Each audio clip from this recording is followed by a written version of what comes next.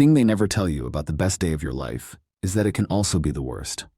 My worst came wrapped in white silk, delivered with a smug, sickening smile, right in front of 300 of our closest friends and family. I was standing there, a little sweatier than I'd like to admit, under the Tuscan sun. Because yes, my fiancée Sarah had insisted on a destination wedding that cost more than my first condo, waiting for her to finish her vows. Everything was perfect, the kind of perfect that made my wallet weep but my heart swell. Then, she looked me dead in the eye, and instead of saying, "I take you to be my lawfully wedded husband," she said, "I take you, Mark, and your controlling, miserable little life, and I throw it all back in your face. I'm canceling this wedding. In fact, I'm canceling us. And by the way, I'm taking the honeymoon money, every last dime. Ciao, Bella." The collective gasp from the guests was a physical force, like a wave hitting me. But the real shock, the one that cracked my calm facade, wasn't the public humiliation. It was the moment I realized her smug, sickening smile meant she was actually winning. I didn't just lose a fiancé that day. I realized I had been strategically, meticulously played for over a year. And the financial fallout? That was only just beginning. To understand the chaos, you have to appreciate the quiet, calculated normalcy that preceded it. Sarah and I met 5 years ago at an investment banking seminar. She was quick-witted, stunningly beautiful, and had this razor-sharp ambition that I genuinely admired. I was successful, stable, and let's be honest, probably a little too trusting. I run a small, profitable tech consulting firm. I'm a numbers guy, a risk assessor, but apparently, my antennae fail when the risk is wearing a little black dress. Our engagement had been a whirlwind of luxury. Sarah had a taste for the finer things, which I was happy to provide. The ring, a 3-carat cushion cut. The house, a beautiful colonial in the suburbs, paid for almost entirely by me, though her name was on the deed for tax purposes, my lawyer would later scoff. The wedding, Tuscany, Italy. A 5-day, all-expenses paid spectacle for 300 people. My best man, Dave, a brutally honest software developer, had tried to warn me. "Mark, she talks about your equity more than your future." He'd texted me once. I'd laughed it off. That's just Sarah's dry humor, mate. She's ambitious. But the warning signs, in hindsight, were screaming louder than a siren. About 6 months into the engagement, Sarah insisted on a joint bank account for all shared expenses. She opened it, put in a symbolic initial deposit of $1,000, and then I systematically funded it with roughly $10,000 a month for wedding costs, furnishings, travel, and lifestyle enhancements. I told myself it was fair. I made more money. I didn't notice how systematically she was shifting all of our recurring bills, her car lease, her personal credit card payments, her rent from her old, empty apartment, onto this shared account. The house, our marital home, was another key piece. We closed on it 4 months before the wedding. Sarah, the master of persuasive finance, convinced me that to simplify the eventual transfer and to save on land transfer tax, we should put the down payment, $250,000, from my personal, non-commingled accounts. Her name went on the deed. Her reasoning? It shows the bank we're united front, sweetie. United front. What a joke. In the final 72 hours before we boarded the flight to Italy, I felt an unease I couldn't place. Everything was arranged. Everything was paid for. Sarah was giddy. Too giddy, maybe. "You won't believe how much I've saved us, Mark. All those early bird discounts and vendor negotiations," she'd chirped, showing me a spreadsheet. I glanced at the numbers. $350,000 for the venue, caterer, and travel. An additional $50,000 for the honeymoon suite on the Amalfi Coast. All paid from that joint account, funded by me. I remember thinking, it's a lot, but it's worth it for the love of my life. The reality was, I had just finished funding her entire escape fund. The revelation of the scheme, the sound that followed her public, aggressive, and frankly, theatrical cancellation of the wedding was not anger, not grief. It was my calm, methodical brain switching into emergency management mode. I watched Sarah stride past the stunned guests, her dress billowing. She walked directly to a waiting black sedan, not even looking back. A guest, my cousin Jessica, leaned over to me. "Mark, I think that was Greg driving the car," older business mentor. The man she claimed was helping her launch her own financial consulting firm. The man she spent every Thursday evening with at networking dinners.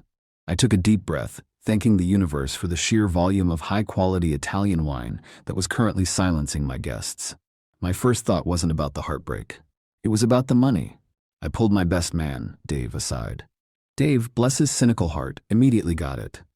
Mark, you need to call your lawyer right now. Not your family lawyer, your corporate shark. This isn't a breakup. This is a hostile financial takeover. I walked away from the stunned silence, past the untouched wedding cake, and into a back office of the villa. My hands were shaking, but my voice was steady. I called Eleanor Vance, the corporate litigation attorney who had once saved my company from a predatory buyout. She was expensive, but she was a viper in a Chanel suit. Eleanor, it's Mark.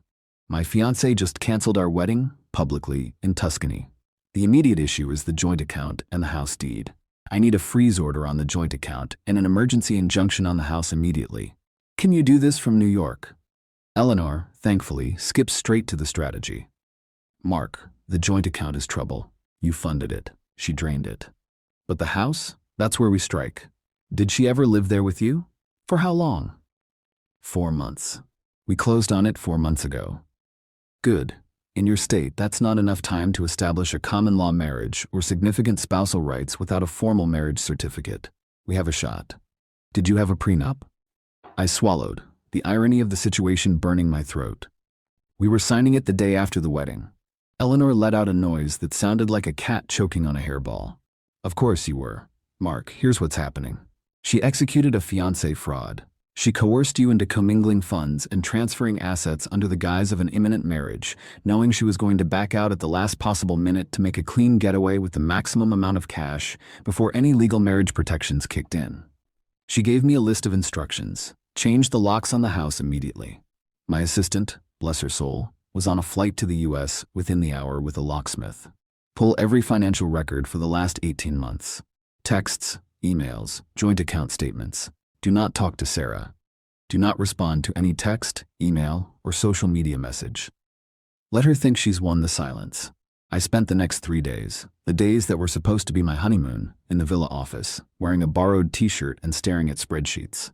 My guests, meanwhile, were enjoying the prepaid wine and pasta, a bizarre, dark-humored memorial for my lost love and cash. Sarah, meanwhile, had gone silent. Until the legal letters started flying. She sued me. Not for breach of promise, which, in a delicious twist, my lawyer said she committed, but for half the equity in the house and a return of gifts totaling over $100,000, claiming emotional damages and financial distress. Her lawyer, a theatrical man named Mr. Sterling, sent a demand letter which Eleanor simply called pure theater. They're trying to scare you into settling, Mark. They know she has a weak case, but they're betting on the fact that you want the scandal to go away. We don't settle. We go for the throat. Eleanor's strategy was brilliant and brutal. She didn't argue against her claims. She went after the intent. She filed a lawsuit for fraudulent inducement to marry and unjust enrichment. We argued that Sarah had entered the relationship and the engagement with the express intent of financially exploiting me, only to bail at the last minute to avoid the legal scrutiny of a divorce proceeding. The key pieces of evidence were: she canceled the wedding literally hours before the marriage certificate was signed, after all major assets were transferred or paid for. The paper trail. Eleanor's forensic accountant showed how Sarah's entire pre-engagement debt load, car, cards, student loans, was systematically transferred and paid off using the joint account I funded, the house deed. The transaction was presented as a necessity for the marriage, not a joint investment. The $250,000 down payment came solely from my premarital funds.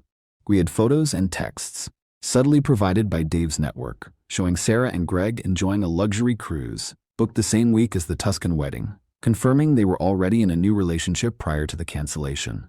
The mandatory mediation hearing was the first time I saw Sarah since the wedding day humiliation. She strode in wearing a power suit, looking flawless and utterly entitled. Greg, naturally, was waiting outside the door. I kept my eyes on the table. Calm, methodical. Mr. Sterling started with a florid speech about my alleged controlling nature and how Sarah had been forced to flee a toxic relationship. Then, Eleanor spoke, and her voice, calm and low, filled the room. With respect, Mr. Sterling, this is not a personal grievance. This is a criminal matter. We have evidence of a clear, deliberate pattern of financial exploitation. Your client canceled the wedding after coercing my client to fund a $400,000 event and transfer a significant asset, and she did so within the window where she could escape legal responsibility for her actions. She did not flee. She executed a perfectly timed financial exit strategy. She laid out the evidence, text by text, transfer by transfer. The room fell silent. Finally, the mediator turned to Sarah. "Ms. Jones, do you deny that the $250,000 down payment for the property came entirely from Mr. Harper's premarital investment accounts?" Sarah finally broke. The mask slipped. "He promised it was a gift. He told me I deserved it after planning the wedding. I spent months planning his stupid wedding, and that was it." That single, petulant admission. "He promised it was a gift," destroyed her case. A conditional gift given in contemplation of marriage must be returned if the marriage does not occur. The fact that she claimed it as a gift, not a mutually earned asset, sealed her fate. The judge ordered the full title of the house to be transferred back to me, and crucially, ruled that Sarah had been unjustly enriched. She was required to pay me back the funds she had systematically siphoned from the joint account, minus her initial $1,000 contribution. In a final, beautiful twist of legal irony, since the entire Tuscan wedding and honeymoon was a prepaid expense, a conditional gift from me to her, and the condition, the marriage, was never met, the judge ruled that the vendors were to be sued by her, not me, for the recovery of the money. She, the person who unilaterally canceled the event, was now solely responsible for fighting with 15 different Italian vendors and a luxury hotel in Amalfi. The poetic justice of that alone was worth Eleanor's astronomical fee. I got the house back. I recovered nearly $180,000 in misappropriated funds. The ring, which she had thrown into the back of the car when she fled, was mailed to me a week later in a velvet box with no note. I sold it and donated the money to a domestic violence shelter. Sarah disappeared from my social circle, her reputation utterly ruined by the very public court documents and the sheer audacity of her scheme. I heard she eventually married Greg, though the wedding was a small, quiet affair in a civil registry office. I wish them the best, though I sincerely doubt I'll ever think about Sarah again without a deep, cold shiver of skepticism. My reflection, 3 years later, is not one of bitterness. It's one of deep, abiding calm. The betrayal was shocking, the humiliation was profound, but the lesson was invaluable. I learned that my methodical, strategic brain is my greatest asset. When faced with chaos, the key is not to panic emotionally, but to execute logically. The final irony, that entire ordeal, the $400,000 wedding loss, the legal fees, the emotional stress, it was a bargain. It was the price I paid to avoid a lifelong, disastrous marriage to a financial predator who, had we signed the papers, would have systematically taken half of everything I'd ever worked for. I got off cheap. I got off wise. And now I check the fine print on everything, from my business contracts to my dating apps. I am no longer just a trusting risk assessor. I am a survivor of an attempted hostile financial takeover. And you know what? That's a hell of a story to tell.